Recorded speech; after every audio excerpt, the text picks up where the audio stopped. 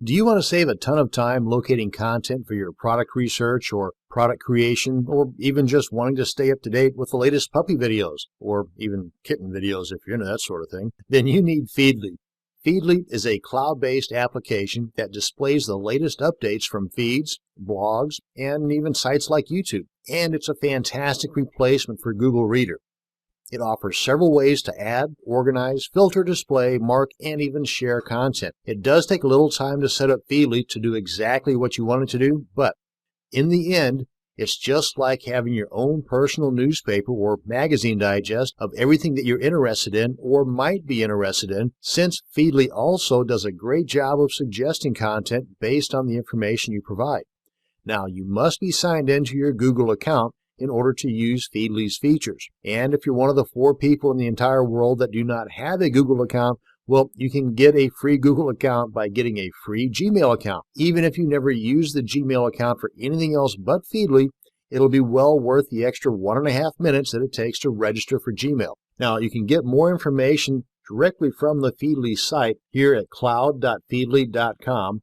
and it'll populate the rest of the stuff for you. Now, what I suggest is maybe go ahead and head up the product tour. And by the way, Feedly works not just on the Chrome browser, as I'm displaying it here, but on several different devices and through various applications. Now, I had a Google Reader account here, and I've populated it with a few feeds here because this is not my main Gmail account, but just for demo purposes. If we either go ahead and import the Google Reader here, and by the way, you may not see this particular button after July 1st of 2013 because that's when Google Reader goes bye-bye, and chances are good that's when this will go bye-bye as well, at which point you'll probably just go ahead and log in. Again, you have to be logged into your Gmail or your Google account first for this to actually work, because then it will pull in the information from your signed-in Google account. But before we do that, I'm going to go ahead and install an application for the browser. And you can do this with any of the major browsers. Now, I'm going to go ahead and head over to the Google Chrome web store so I can install this application or extension, and that's at chrome.google.com/webstore/category/apps,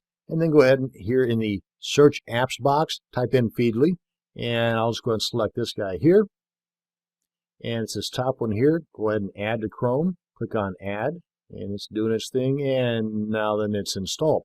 Now you see this looks pretty much the same as this one here. So let's go ahead, now that the application is installed on my browser, go ahead and click on Import Google Reader or Login. They'll take you to the same spot. So let's go ahead and pretend that it's after July 1st, 2013, and just click on Login. It'll ask you to go ahead and accept this stuff related to hooking up with your Google Reader or your Google account. Click on Accept, logging in, and you can see here that it's already pulled in the information from my soon-to-be extinct Google Reader account here. Whoops, let's go ahead and get out of this guy here. And I'm in the My Feedly section. If you want to add content to your reader or to Feedly, click on Add Content, and you see you've got a few different ways to do this here by entering the URL of a website or a title or even a hashtag plus the topic. And rather than just starting you off blank, Feedly has added some potential options here for you to choose from to get you started. So if you wanted to add some business content or some gaming content or design content to your Feedly account, let's try design. It gives you some options here. Just click on the plus button over here, and I suggest creating a category and keeping all of your feeds categorized for future quick reference. Now let's go ahead and add a general category. Click on add, and now then come back here to My Feedly, and you see right here there's the general, and I've got 10 posts waiting. Now that we've added some content, let's check out how we can go about reading that content. Now if we come on over here, right now we're in the Today section. If you come on over here to All, you'll see right up here in the top right that we've got 4 different ways in which we can read or see what's available for us. We can see it this way, either in the what's called the title only view, or magazine view, or cards view, or full article.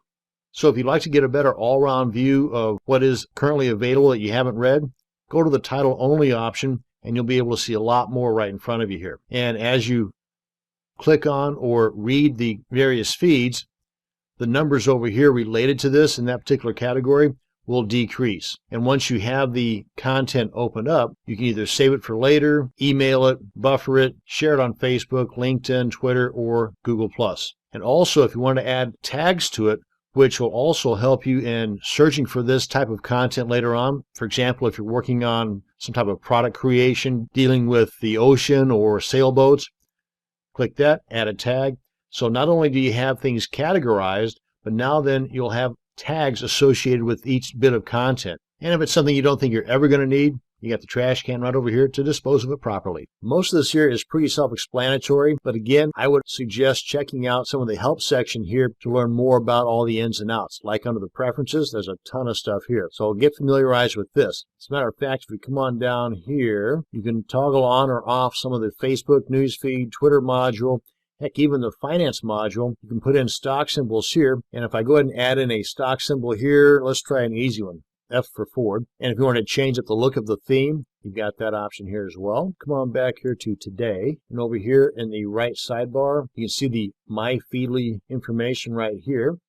Come on down here, and you can see here's the stock information for the Ford Motor Company. And you want to edit this or refresh this, you've got those options right there. Now let's head on over to a website so I can show you the added Feedly Mini that can make adding more content to your Feedly account super simple. And in the lower right-hand corner here, you'll see the little icon pop up right there. We go. And you can even adjust the height that this pops up off of the bottom of your browser within that preferences section I was just in. Now then you just left click on this guy here, and you can select this guy here for save it for later. Sorry, it's just off the side of my video here. Click on that to save for later, and you can see now that it's saved for later. Right here, if you want to preview this in Feedly itself, then you can hit the plus button. You can also email it, tweet it, share it on Facebook, or give it a +1 for Google+, and this will hold true with just about any site. And before I close things out here, just want to mention that here at blog.feedly.com/feedly-tutorial, there's a whole lot of cool stuff in here that goes into greater detail on how to squeeze the most Feedly juice out of your Feedly account. Now, this has been more of an overview than a full-blown how-to tutorial on Feedly, so I encourage you to get in here and spend a little time playing around with the various features and preferences, and especially checking out the help section. The main thing to take away from this video is to use the power of RSS feeds and readers like Feedly to stay up to date with topics you are interested in, or just for content creation ideas. Thanks for watching this video on Feedly.